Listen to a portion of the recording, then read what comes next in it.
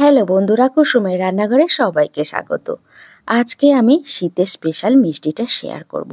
সেটা হচ্ছে নরেন গুড়ের রসগোল্লা। শীতকালে গুড়ের রসগোল্লা খান না এমন মানুষ বোধহয় পাওয়াই যায় না। তাহলে দেখে নেওয়া যাক বাড়িতে কিভাবে গুড়ের রসগোল্লাটা বানিয়ে নেওয়া যায়। গুড়ের রসগোল্লা বানানোর জন্য সবার প্রথমে এখানে আমি 1.5 লিটার দুধ নিয়েছি। আমি কিন্তু এখানে 1.5 লিটার দুধ নিয়েছি। আপনারা চাইলে কিন্তু কম বেশি দুধটা নিতে পারেন। আমি এখানে 1.5 লিটার দুধের ছানা কাটিয়ে নেব। দুধটা যখন ফুটে আসবে তখন এখানে আমি 1 চামচ ভিনিগার আর 2 চামচ জল আগে থেকে গুলে নিয়েছি, সেটা অর্ধেকটা দিয়ে দেব। অর্ধেকটা দিয়ে হালকা করে নেড়ে দেব, একসঙ্গে কিন্তু দেব না। দেখুন ধীরে ধীরে কিন্তু আমার ছানাটা কাটতে শুরু করেছে, আর যে বাকিটা ছিল সেটাও দিয়ে দিয়েছি। দেখুন এই সময় কিন্তু গ্যাসের ফ্লেমটা আমি লো টু মিডিয়াম হিটে রেখেছি। দেখুন আমার কিন্তু ছানাটা কেটে গেছে। এবার আমি এই ছানাটাকে একটু ঠান্ডা জলে ধুয়ে একটা সুতির কাপড় নিয়ে খুব ভালো করে কিন্তু জলটা আমি বাদ দিয়ে দেব, 1 ঘন্টার জন্য ঝুলিয়ে রেখে দেব। দেখুন এবার কিন্তু আমি প্লেটে ছানাটা ঢেলে নেব। আমার কিন্তু কোনো রকম জল নেই ছানার মধ্যে। এবার আমি খুব ভালো করে ছানাটাকে মেখে নেব। এটা কিন্তু খুব ভালো করে হাত দিয়ে চেপে চেপে মাখাতে হবে কিন্তু এইভাবে। দেখুন 8 থেকে 9 মিনিট কিন্তু খুব ভালো করে এইভাবে কিন্তু আমি মাখাতে থাকবো। যত ভালো করে মাখাবেন একদম কিন্তু ছানার ডোটা সফট তৈরি হয়ে যাবে। দেখুন এবার আমি ছানার মধ্যে 1/2 টিস্পুন ময়দা দিয়ে দেব। আপনারা কিন্তু ময়দার জায়গায় সুজিটাও দিতে পারেন। তারপরে অল্প একটু এলাচ পাউডার দিয়ে দেব। দিয়ে খুব ভালো করে আবার ছানাটাকে মেখে নেব। এরকম হাতের তালু দিয়ে কিন্তু খুব ভালো করে ছানাটাকে মেখে নিতে হবে। যত ভালো করে মাখাবেন ছানার ডোটা কিন্তু ততটাই সফট হবে, আর গুড়ের রসগোল্লা কিন্তু একদম নরম তুলতুলে হবে। দেখুন খুব ভালো করে কিন্তু আমি ছানাটাকে মেখে নিয়েছি। এইভাবে কিন্তু আপনাদের ছানাটাকে খুব ভালো করে মেখে নিতে হবে। একদম স্মুথ কিন্তু একটা ডো তৈরি হয়ে যাবে। দেখুন যখন দেখবেন প্লেটের গায়ে লেগে যাচ্ছে না, হাতেও লেগে যাচ্ছে না, তখন ভাববেন আমার কিন্তু ছানা মাখাটা রেডি হয়ে গেছে।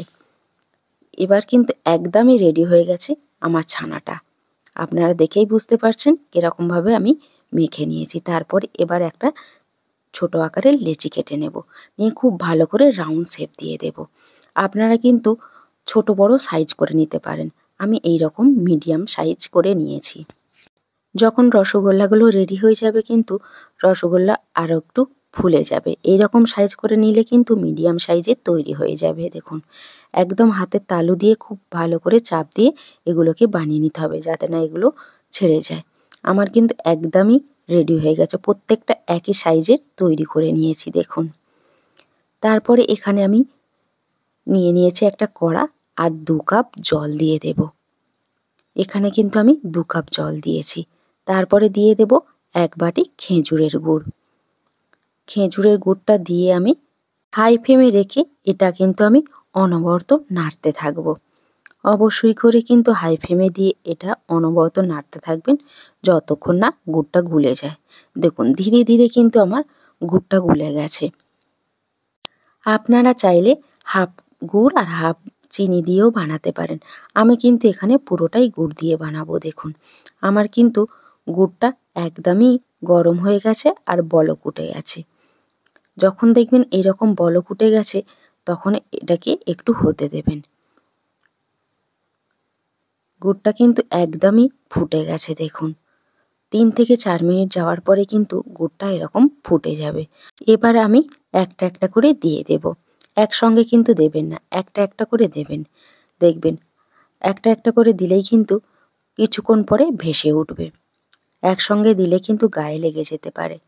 এরকম একটা একটা করে দেবেন, আর সব রসগোল্লা কিন্তু ফুলে ভেসে উঠবে। দেখুন সবগুলো কিন্তু এরকম ফুলে ভেসে উঠছে।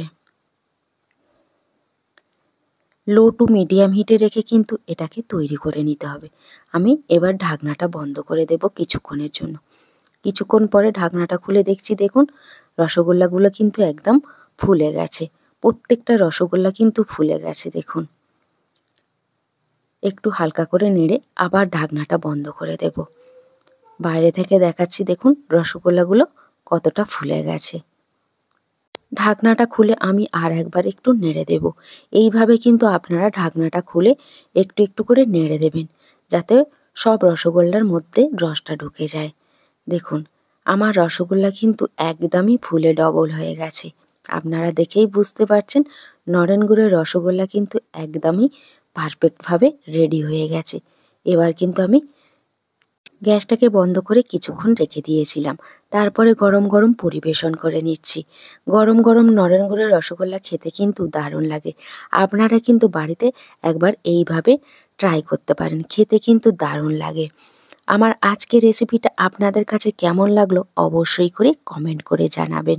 আমি একটা রসগোল্লা আপনাদের কেটে দেখাচ্ছি, দেখুন কতটা সফট হয়েছে। গুড়ের রসে ভরা নরেন গুড়ের রসগোল্লা কিন্তু একদম নরম তুলতুলে হয়েছে আর একদম স্পঞ্জি হয়েছে। রেসিপিটা ভালো লাগলে একটা লাইক দিয়ে চ্যানেলটাকে সাবস্ক্রাইব করে আমার সাথেই থাকবেন। আজকে এখানেই শেষ করছি। ভালো থাকবেন, সুস্থ থাকবেন, আবার ফিরে আসবো অন্য কোনো রেসিপি নিয়ে।